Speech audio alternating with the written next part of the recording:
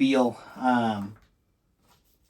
Yeah, so I made a name tag since no one actually knows who you are, but I don't. Now you guys know. We can tape it. It's pretty big because your last name is like 50 letters. Yeah. What is that? Russian? Italian. It's Italian? Yeah. How do you say it? Pasda'lasagne. The G is silent. You're the silent G. Yeah, exactly. That's what I'm saying. Real G's move in silence. That's how you remember it. Okay, Italian Mikey. Is it actually Mikey on your birth certificate? Michael. We're starting this off with lies, dude. Yeah, well, so that's the thing. I thought I've known you this whole time. My new job in Denver, I go by Michael in the office. It's the only place in my whole life I've ever gone by Michael. So the first 2 weeks, I'd hear, "Hey, Michael," and I wouldn't respond to him because it's just been Mikey all 28 years of my life. And then finally, it's getting used to it now. But all my coworkers, we all went out one night, and I was like, "Oh, by the way, I go by Mikey," and they're like, "What?" So yeah, everywhere else. So you waited a while to let them know, man. I did, yeah. That's funny. 2 months into it. You're 28? I just turned 28 on the 18th. We had a bunch of bets going at the gym that you were somewhere between 40 and 48 years old. That's fun. It's the balding. It's the early male pattern baldness. We're both wearing hats for a reason today. All right. So 28 years old. Right now you're living in Denver, Colorado. Okay. Nice. Yeah. I think I told everyone Arizona. Okay. Isn't that rough? I'm just like, I know he escaped from California. Close enough. So. And how did you end up there? So I finished school. I got my bachelor's degree in June, and then I was applying to jobs, and Transamerica Life Insurance reached out for an interview. They offered me a job, and I said I'd never been to Denver before, and I was like, let's go do something new, and I took it, and probably one of the best decisions I've ever made in my life. Nice. Yeah. You're crushing it. Yeah. Okay. Who do you live with? Just myself. Dude. Yeah. Own place, pay my own rent. You are way ahead of the 28-year-old American curve right now, from what I understand. Really? Yeah. I guess there's a lot of like move back home type of 28-year-olds. I did live at home until 27, so I was, I was in that for a while. I can't say I was always doing great. All right, man. Well, hey, you're crushing it now, so that's good. Okay, so Italian, not Russian, 28, not 45. So much misinformation within the herd about you, which is crazy. Everyone talks about all the time how you just consistently triangle Jamie. Oh, all the time. Wrist locks, triangles, walls of Jericho, a Boston Crab, whatever you want to call it. Jamie, that's Jamie Carnal. Yeah. Right? Yeah. PGF qualifier, brown belt, wins a lot of tournaments, but can't seem to take me down. So, JB, if you're watching this, we'll see you on Monday. Oh, man, it's going to be a rough Monday for Mike. It's going to be, Yeah, it'll be fun. Okay, so speaking of mics, I wanted to quiz you, see how well you know mics. So I looked up in order of popularity famous mics. So we're going to rapid fire these. I'm going to tell you the name. You got to tell me a fact about them. We're going to see how many you get right. I have a personal bet with Brian on this one. Okay, are you ready for this? No, but let's do it. I'm going to say the name, you got to give us a fact, all right? Okay. If you don't know one, you can try to make one up, but I think I'm going to know based on the description if you're BSing or not. Okay, here we go. Michael Jackson. Thriller. Seems like fact. This is a famous one-word fact. Famous pop star. Michael Jordan. Famous basketball player. Mike Tyson. Famous boxer. Michael Phelps. Swimmer. Michael Schumacher. He was on Saturday Night Live, I believe. Did you make that up? No, I think so. I could be completely mixing him up with someone else, but I think he was on Saturday Night Live. What's he do? They're comedians, right? They make daily skit comedy.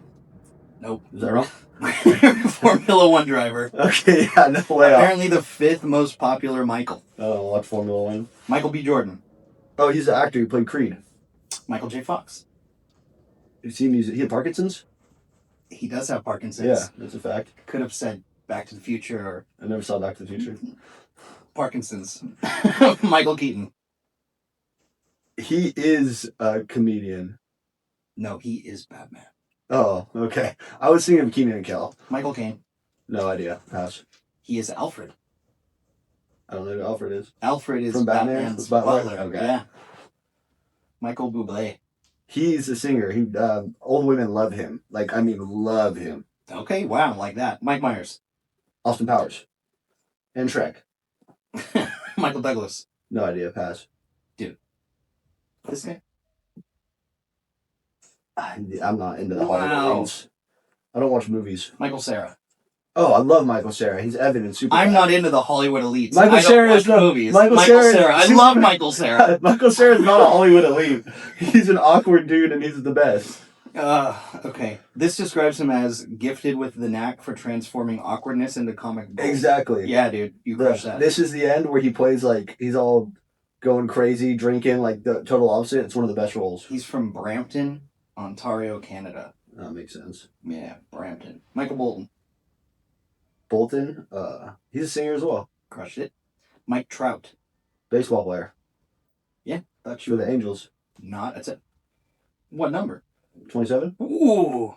I can't. Yeah, dude. All right, there we go. Wow, that's wild. Good job. I thought he was a fish. He could be. Michael the Archangel. That shouldn't count. That shouldn't be in there. Yeah. You know what I mean? I don't know who that is. That. Oh. Michael Strahan. Oh, he's a defensive end, gap tooth. I actually, so, sad story, when I was a sophomore and I played football, I had braces and I had a gap in my teeth for a while because of them. So my teammates would call me Mikey Strahan. Not the best. Brandon Tong, if you somehow watch this, I remember that. Michael Vick. Football player, got into some controversy, but super fast. Virginia Tech led Virginia Tech to the national championship game and they lost. Michael Fossbender. I think you know him if you've seen him. No. No Hollywood elites. Again, no. Michael Bay. Oh, he's a director. Transformers, all the explosions. Nice. Michael Kors. He invented Coors Light. Michael David Kors is an American fashion designer. All right. Close. I made that one up. You got me. Mike Pence. Mike Pence. Is he a politician? He is a politician. That's the first word on there. Michael Clark Duncan. He's an actor, I feel like. Yeah, Green Mile, man. I've never seen that. Mike Ditka. Oh, Chicago Bears, legendary tight end and coach. Can you make a Mike Ditka face? No. I'm not good at impressions or faces. All right. I wish you were. Michael Bloomberg. No, pass. Business guy. Mike Piazza. Are you guys related? Might be. Mike Piazza. Well, close enough. He's a baseball player. You got 4 left. Michael Irvin.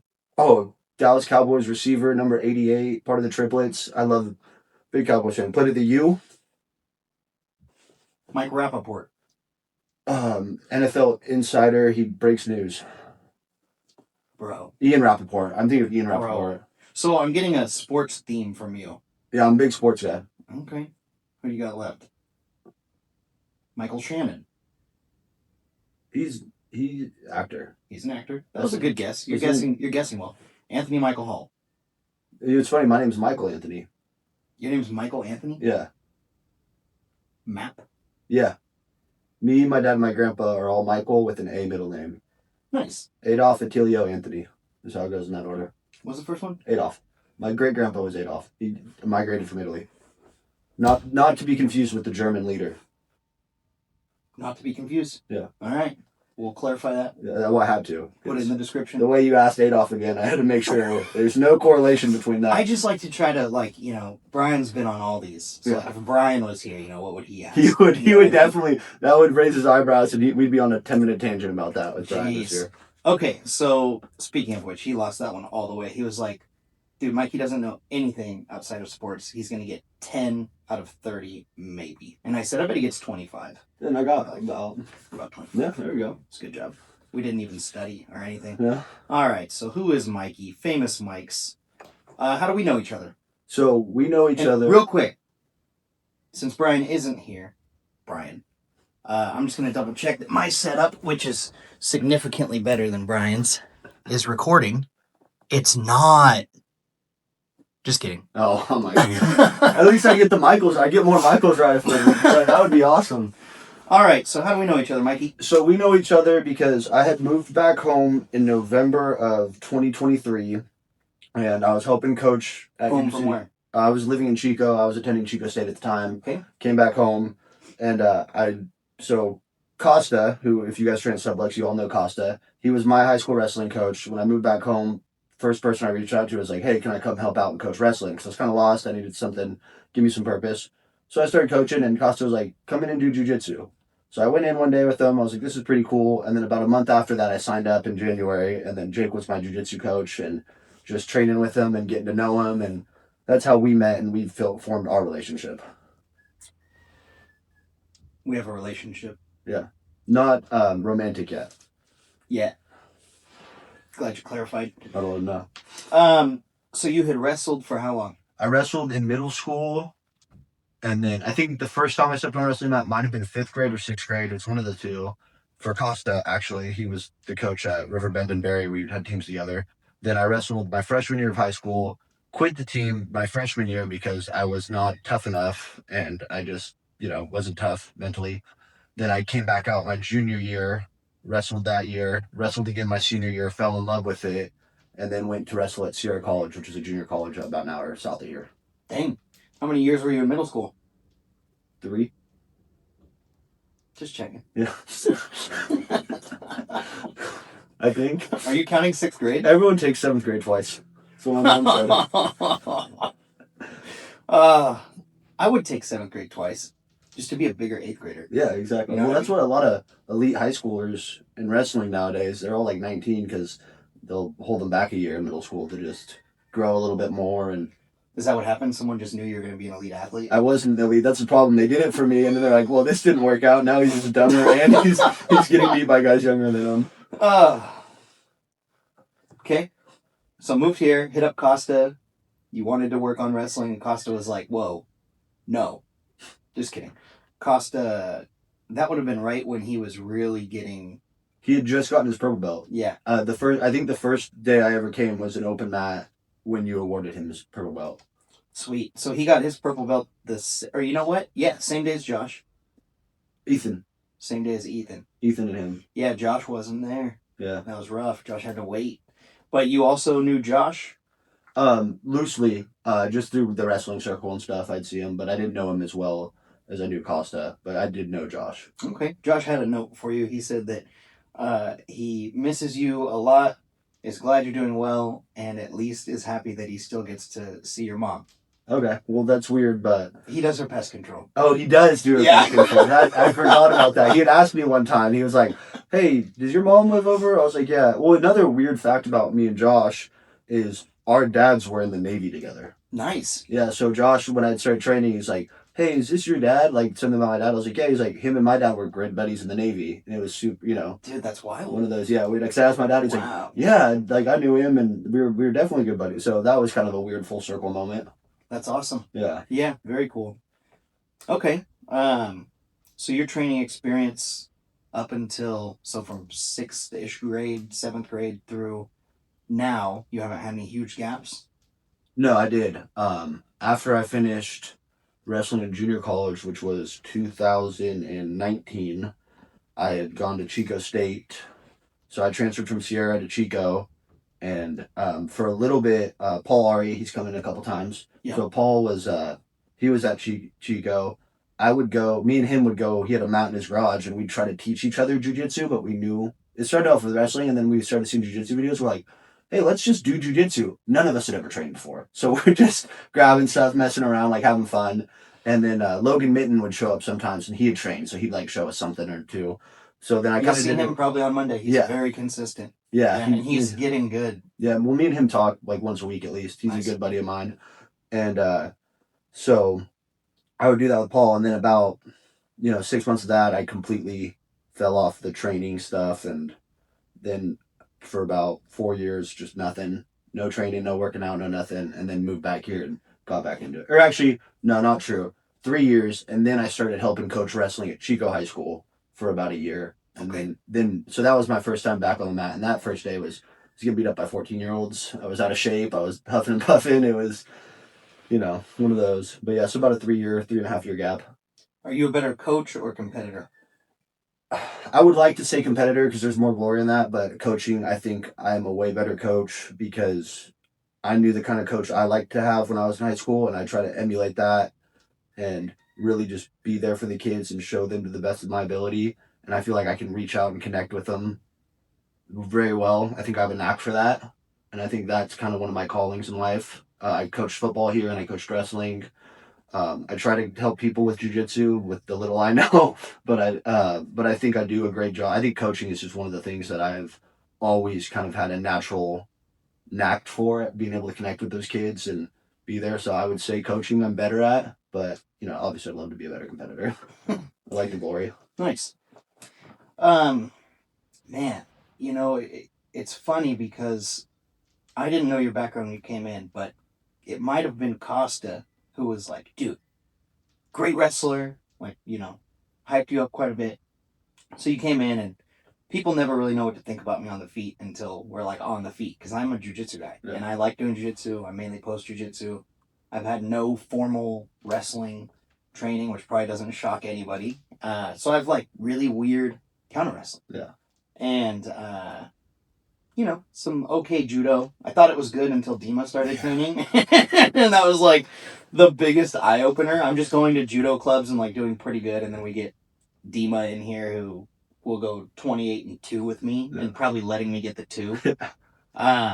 So when you came in, we started having really fun rounds. Yeah. Because I would just want to try to stay on the feet with you and show you what standing submissions feel like, just to try to make you feel bad about your wrestling. But I did not know the background.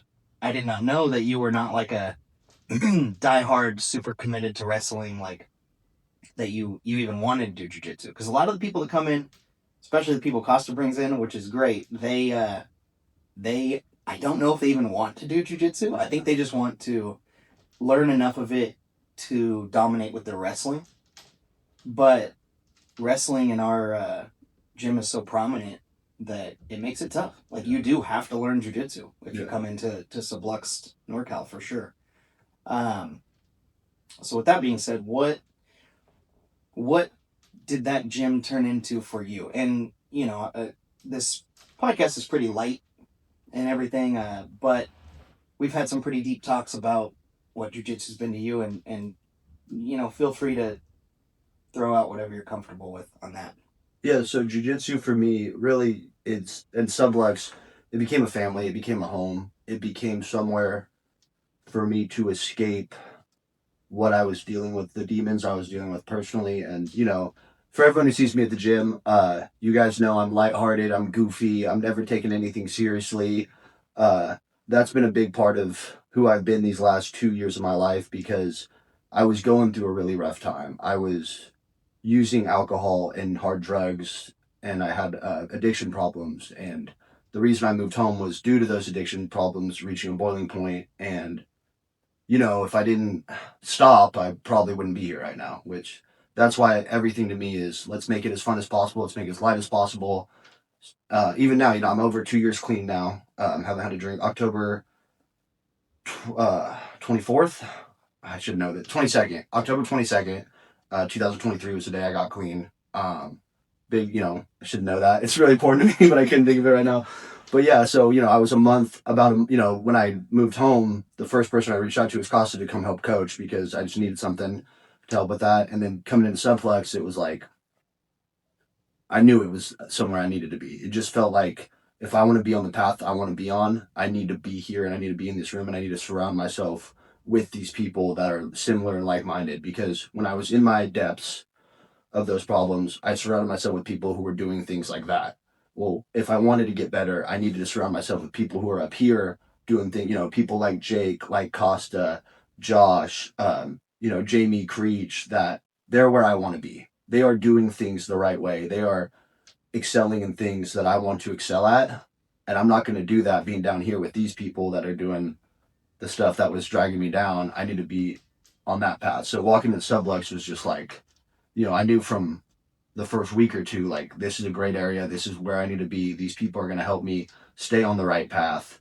And being around these people and in this area and feeling this family environment is going to get me to where I need to be. And I do, I put a lot of weight on what Subflex did in those early years of my recovery, or early months of my recovery, to keep me on the right path. It was an outlet for me. People, I go to meetings, I do all that stuff.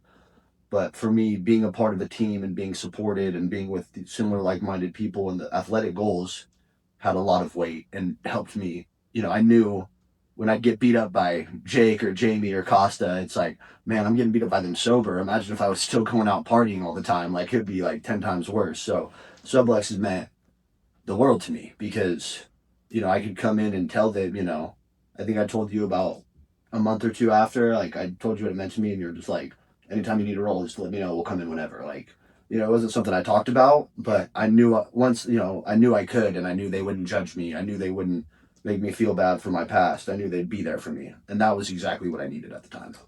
You did a good job of not, you didn't bring any of it in there with you noticeably. Yeah. You kept it inside. And I would only know after you told me if you just came at me like, this is the night I'm going to tap Jake. Like, because it was, the timing was super interesting. Because for me, I was like, peak chemotherapy, just like getting weaker and weaker, and you were getting better and better at jiu-jitsu.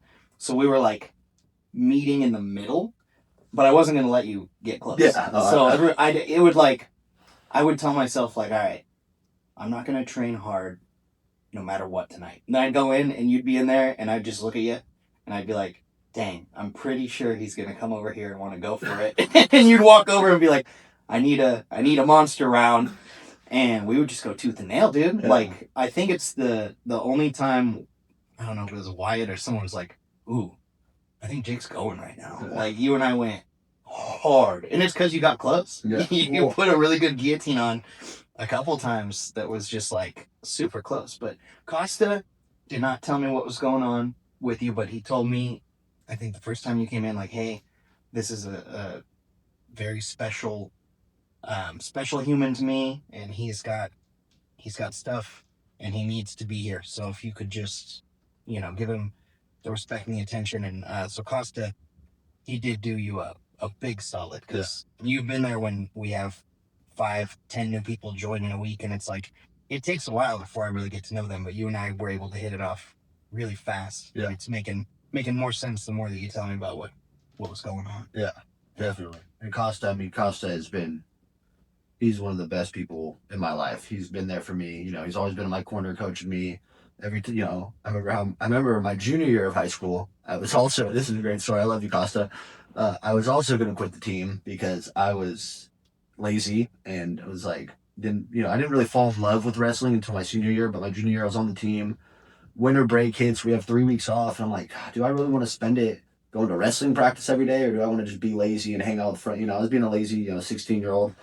So I didn't go to practice for about a week, and I show up ready to quit, and I have all my gear, and I wait till practice is over, and I walk into Costa's office, and I'm like, hey, like, this ain't for me, I'm not going to do it. And he just looks me right in the eyes, and he goes, okay, that's fine. Go tell the team right now. And I was like, what? He said, go tell every single one of your teammates that you're quitting, and I'll let you go. You can quit.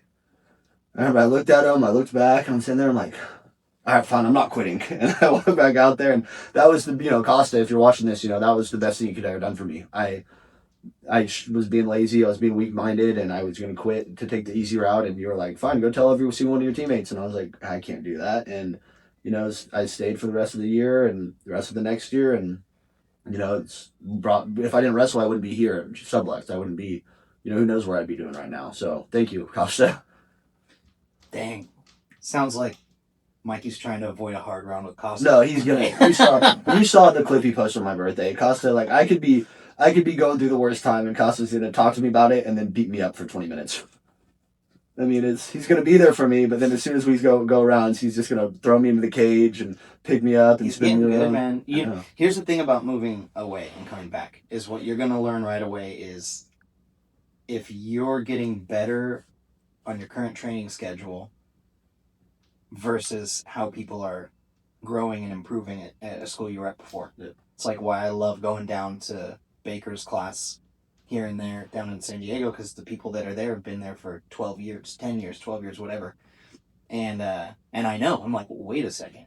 We were dead even a year ago. Now this guy's crushing me. Or vice versa, whatever, But Costa, just fair warning, he has been getting the switch flipped for him. Whatever his switch was on starting to attack legs. He's attacking legs. He's starting to attack legs. Like, well.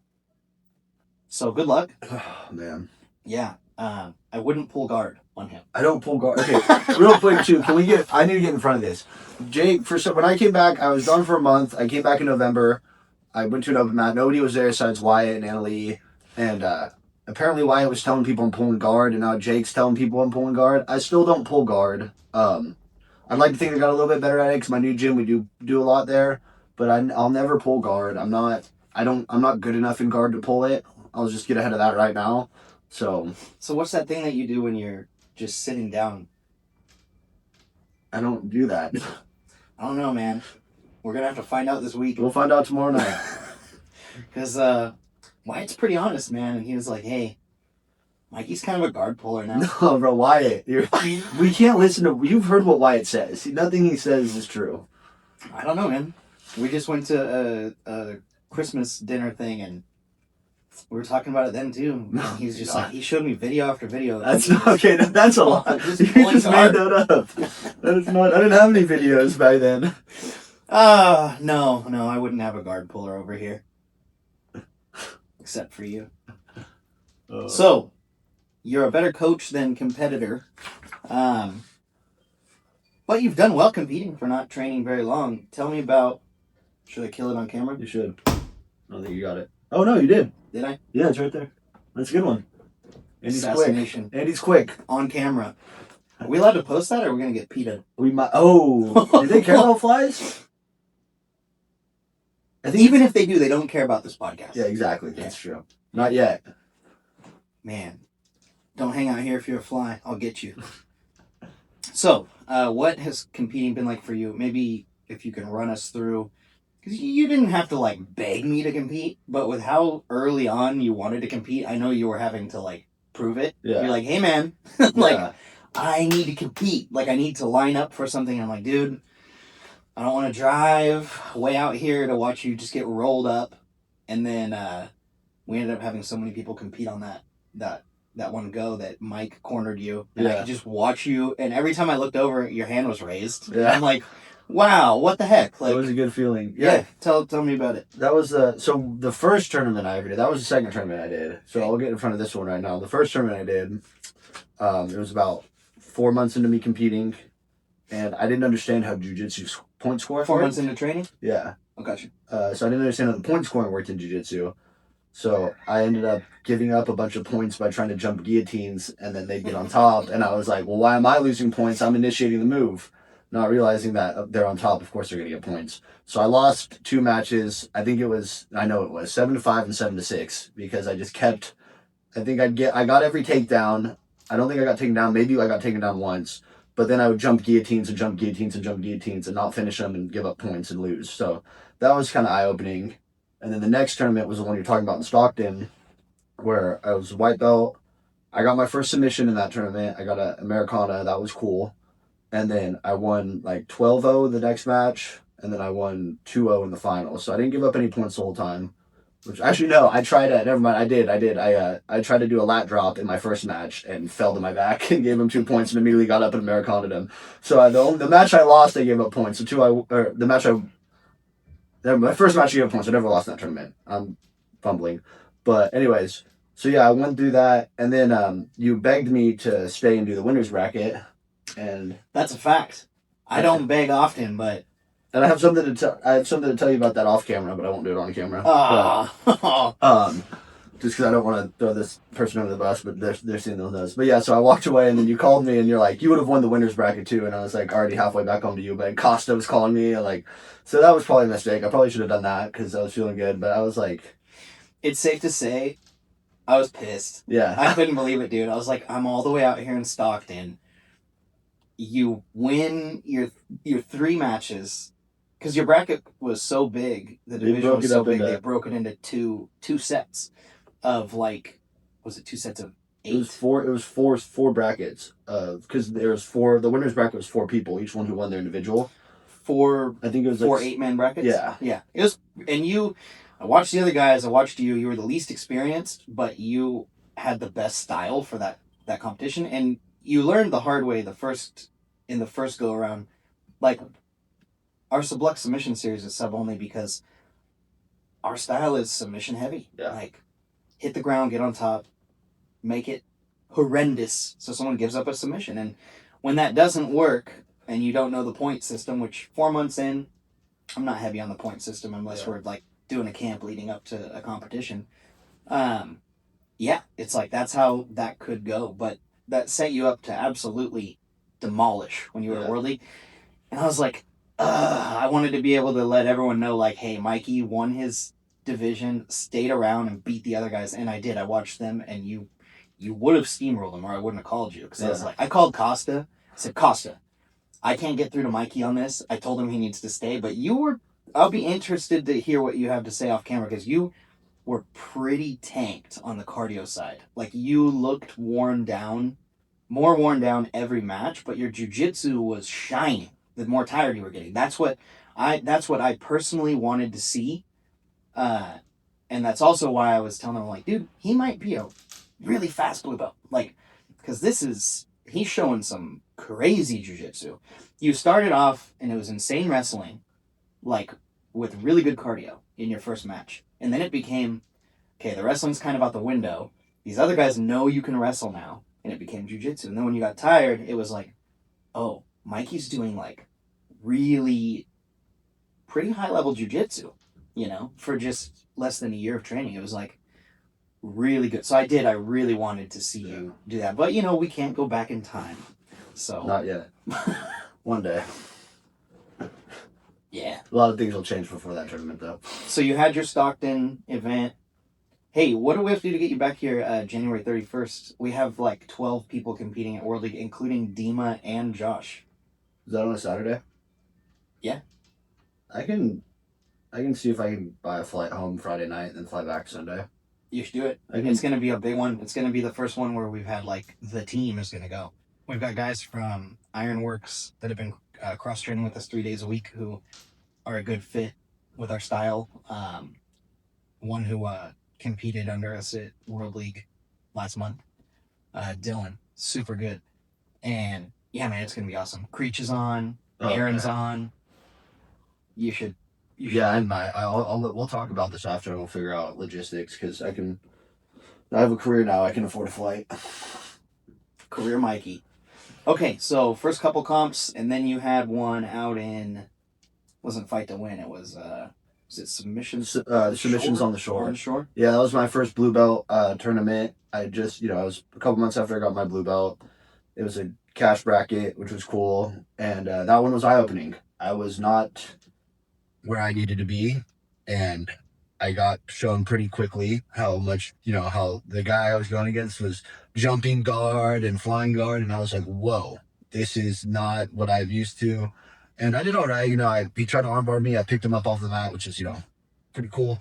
And then we reset us, I shot a double leg, I picked him up, and then they reset us mid double leg because we were near the edge, which it was on like concrete, so I understood that.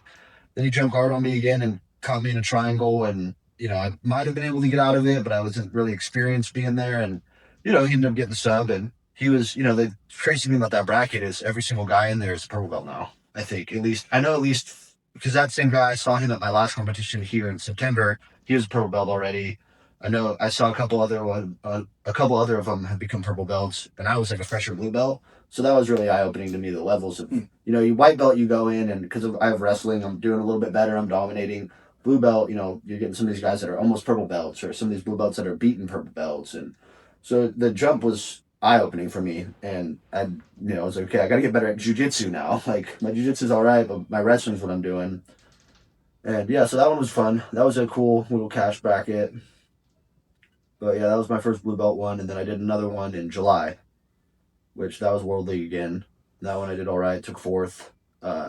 Should have taken third. I was kind of in my head that whole day about, I didn't compete how I wanted to, and that happens, it's never going to be perfect, and you're going to deal with that. But I lost the third place match 4-2 because I was being lazy. Actually jumped to guillotine again to give up points in that one, and then I was down 4-0 with about a minute left, and I was like, oh, I got to score. Got to take down, and then the guy kind of stalled, which I don't blame him. You know what I mean? I was throwing everything at him, and he was just kind of backing up, staying away. So, but yeah, it's been good. And then I won that last one in September. I got the finish there, which was cool at the Submission Pro Tour. That was cool. Creech was on that card too. That was a lot of fun. Nice. And then I had one on Friday out in Denver, and that was another eye-opening experience for me. I was doing all right. I was kind of cruising, controlling it, and I got into not to lose mode instead of going to win mode, and that's never good because instead of attacking and being the aggressor near the end, I was kind of like, okay, I got 2 minutes left. I'm winning by points. Let's just kind of ride this out. And we got into a scramble, and I turned myself the wrong way, and I put myself into a triangle, and he was able to finish it. Which, again, I've been finished twice in competition, both were triangles. Maybe that's maybe something I need to work on. But and that's the thing about competing, man, is it's You turned yourself the wrong way. Okay, so you were already in triangle danger, or you literally put yourself into a triangle like he didn't have one at all. I put myself into a triangle. He tried to, so I shot a lazy single leg. I'll show you the video after this. So I don't even know. I was watching the match. We were in like a tie up, and I kind of slipped and hit the ground. He tried to cover for like a front headlock, and I lazily grabbed the leg. He kind of like stepped over me, and then as he was stepping, I turned. Instead of turning away, I turned right in, and I was here, and he had the armbar and the triangle. It sounds like somebody set a good trap on you. It might have been, but watching the video, it doesn't. It seems like we fell into it more than that. I mean, he was a good competitor. Like no hate or anything on him. It was a good match, but I just kind of, if I rolled the other way, I'm out. Instead, I rolled myself deeper into it and gave it up. But well, it happens. You dwell on it for a day, and And you talk about it on a podcast, and Yeah. then Jake just shares the podcast clip a million times Yeah. over the next 2 years. to everybody. But it was a great match, and he was a good competitor. And I just gotta. It's more. I just can't be. When you're doing these competitions, you can't go into, okay, I just gotta survive and win now. I gotta be looking for the finish. I gotta be being the aggressor. I gotta be putting the attacks on. And when you get in that defensive mode, you're more susceptible to fall into something like that. So that's it's all a learning experience. I tell my wrestlers and my football players about mentality and all this, and even in your losses, find the good in it and figure out, look at what you did good, look at what you did bad, and then fix the bad, and try not to focus on the bad. And I do it myself. I am the biggest self critic of, I could do 99 things right and one thing wrong, and I won't care about the 99 things at all. So I'm kind of a hypocrite, but I'm working on it myself. Sounds like you're getting there. Yeah. Tell me about your gym you're training at now. Logos. So I train at Logos Jiu Jitsu with Professor Michael Lira. He just won black belt no-gi worlds and Masters 2 or Masters 1. There's like 8 Masters. I'm not sure exactly. Nice. But he's a freaking animal. A lot of high-level guys in there. Really, it was a culture shock because Sublex, we're in a small town. Class sizes are 20-something people maybe, 30 on a really good day. I go into Logos, we got 50, 60 people in there. And I remember the first open mat I ever went to with What city is Logos in? Denver, Colorado. Slightly larger. Yeah, a little bit Yeah. larger than you, but the first open mat I went to, I think there was, gyms from all over Denver were there. I think there was like 25, 30 black belts. And I was like, there can be this many in a gym at once. It was a huge culture shock. It's a great, again, the people there are great. It's got a great environment, Todd, Norman, Nick, Johnny, Tree. Shout out Johnny. Yeah, shout out Johnny. He's my one who got me personal there. favorite black belt from Logos. All the Logos guys are just awesome, and it's been great. It is opening my eyes too because we do a lot of rounds. At our gym, we go right into open rounds, and it's kind of start where you want on the feet on whatever. Logos, they make us start in like De La Hiva. I didn't know what a De La Hiva was. All this like weird stuff. So it's opening my jiu-jitsu a little bit, and I'm getting better at it. But it's a great environment, great training partners. Just super, super welcoming. I didn't feel awkward. Going into a big gym like that, it's kind of easy to be like, okay, I'm the new guy, whatever. Sure. But they were super welcoming. I felt super involved right away. So it's just been a great experience out there with all of them. Are you training mostly no-gi? Only no-gi. Johnny, if you're watching this, I will do gi with you one day. I've been telling him for about 3 weeks now I'll go in and do gi with him. But I haven't yet. Johnny's gonna murk you. I know, he's going to kill me. But yeah, don't be no-gi out there. And the hardest part about moving out there and training is, for me especially, back on the topic of competition, I went and competed, and I'm glad I competed. But for me to compete at the level I want to compete at and to be where I want to be one day, I have to train more. I'm not training nearly enough out there right now. And it's, when I was out here, I was training 3-4 days a week, maybe 5, depending on it. And I had a good schedule for it. I was working at a high school. I was off by 3 p.m. every day. I could go get my stuff done. Moving out to Denver, I was moving to a new city by myself. I got a career. I work 9 to 6 every day. I'm trying to balance it all. So I was, probably being a little, again, back to the topic of it's easy to, get off work and be like, oh, I have jujitsu in 20 minutes. So well, I'll just take it easy tonight. I did hit the gym or, letting other things, telling myself that, well, because I went and worked out today, I can take a day off jujitsu, but I'm never going to get better at jujitsu if I take it off. So, I went from training probably mostly 4 days a week out here. A bad week out here for me was 3. I was getting 4 to 5 to there, a good week's 3, a good week. So that was eye opening for me. And it's something I'm going to work on getting back into a better jiu-jitsu schedule because, if I was training, I think the 2 weeks leading up to my competition, I trained 3 times total. I just wasn't getting on the mat enough. And that's, you're not going to get results if you're not putting the work in to get them. For sure. How did you do walking in there as a blue belt? Did you fit in well? I did fit in well. I was able to I'm able to hold my own, do all right with the other blue belts. Try not to get submitted too fast by some of the black belts. But I felt Sublux prepared me very well to be in a gym like that and know what I'm doing, not be, imposter. A lot of people say they get imposter syndrome when they get a belt, like, oh, I don't deserve this. I felt like I definitely deserved to be a blue belt when I'm in that gym from what I've learned at Sublux. Nice. What are your future plans? It sounds like you've moved a lot in the last 5 years or so. What are your future personal plans? What are your future jiu-jitsu plans? Personal plans, just keep working, getting better at who I am as a person. Every day I want to be remembered as someone who is people look at and think I can rely on that guy. He's a genuine guy. He's a good guy. So that I try to always be the best person I can be. Jiu-jitsu wise and personal, career, I want to keep progressing my career and, make enough money to have a family and all that one day. I'm getting up there now, so that might have to be sooner rather than later at this point. But jiu-jitsu wise, man, I want to do it until the wheels fall off. It truly is a form of therapy for me. It's something that I want to keep doing. It's something you can do up until your 50s. It's I'm probably not competing and stuff. Shout out Craig Baker. Yeah, but it's something I want to keep in my life. I'd love to become a black belt one day, but I got to put the work in first. I think that's everyone's goal who starts is to get to that high level one day. It would be cool to be up there and have my own gym one day and coach, again, with my love for coaching. It would be awesome to open up Sublux Denver and run it. You know what I'm saying? But no. This guy's got some crazy hopes and aspirations. But yeah, just keep with it and go as far as I can with it as far as competing wise. I'd like, seeing Aaron go to Blue Belt Worlds this year. Aaron's been my training partner. We were training together in college. We wrestled rival high schools. I've known Aaron my whole life, and seeing him compete at Blue Belt Worlds kind of lit a fire in me. Like, okay, I need to start. I want to be there next year at Blue Belt Worlds, and try to make a run, or But again, just go as far as I can with it.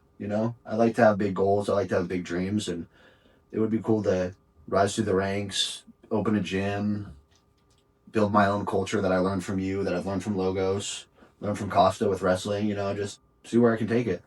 That's the best part about having not just different looks at jiu-jitsu, but different cultures, is seeing the similarities, finding the little things that maybe you don't like as much from each one or whatever, and then starting your own culture when you do open a gym is awesome, because nothing's ever going to be a 100% replication, but hopefully you can take things and improve on it. Just like with our jiu-jitsu, every time people come in and sign up and they're going to this gym or that gym and our gym and everything, it's we just want to make the jiu-jitsu you're bringing as good as possible, hopefully better than what was already in here. Then it pinballs around the room, It's awesome. And you were that for us at Sublux Market. You came in and you made a lot of people better. And that's why when we talked and you said, hey man, I would like to be on the podcast, I'm like, well, we're just posting little YouTube videos, but absolutely, come over, let's do it. And then here you are. Yeah. So, is there anyone that you want to call out for rounds this week while you're in town? Are you going to be at the submission series? Or are you flying out before? No, I was planning to. I wanted to get a match, but my flight leaves at 4 p.m. on Sunday. So,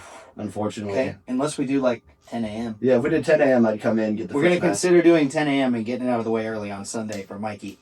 And because that also sounds good to me. That would be But awesome. anyone you want to call out for rounds this week in the gym, just know full well those rounds will be recorded and posted. That's fine.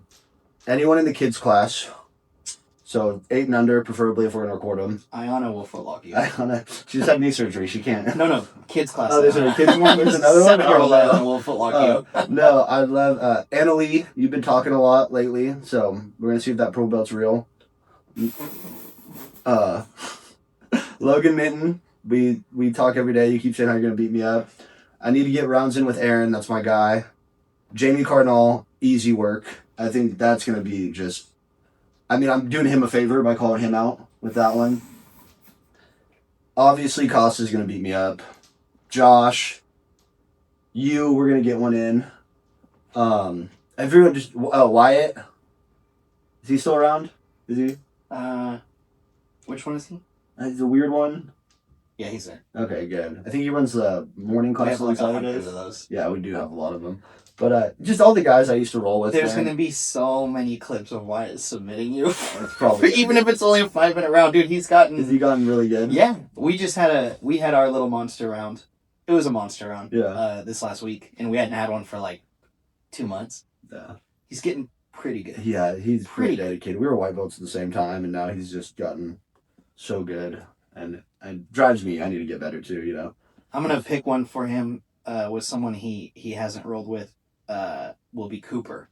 Yeah. You and Cooper will be a fantastic match that could go either way. You'll That'd like. be awesome. He might be one of your favorite new rolling Sweet. partners. That'll be awesome. I'm looking forward to it. All the new guys. I'd love to get around everyone. You know, I mean, I miss you guys so much out in Denver. It's awesome to have something like Sublex to miss because it meant that much to me. But it's so awesome to be back in town for the week, and I'm looking forward to seeing every single one of you guys. And I can't wait to get on the mats and make our jokes and have our good times. You know, it's more than just the jiu-jitsu's great, but the community and the family built through Suplex is the thing I miss more than anything. And I love, the late nights of hanging out at the gym for an hour. You know, we roll till about 8:30, and then we're just there hanging out, shooting the stuff until about 9:30. You know, it's work nights. We moved classes back now to 7. Oh, really? So now we're there till 10. Okay, awesome. It's rough. That's the rounds are great, but the after moments and getting to know everybody and making the jokes, man, that's what it's all about. And it's the community, and it's knowing you have a place to go to where everyone cares about you, everyone accepts you, no one cares about anything you've done, and it's just, let's go beat each other up, and then let's go make fun of each other for an hour afterwards. Hell yeah. Yeah. Good stuff, man. Awesome.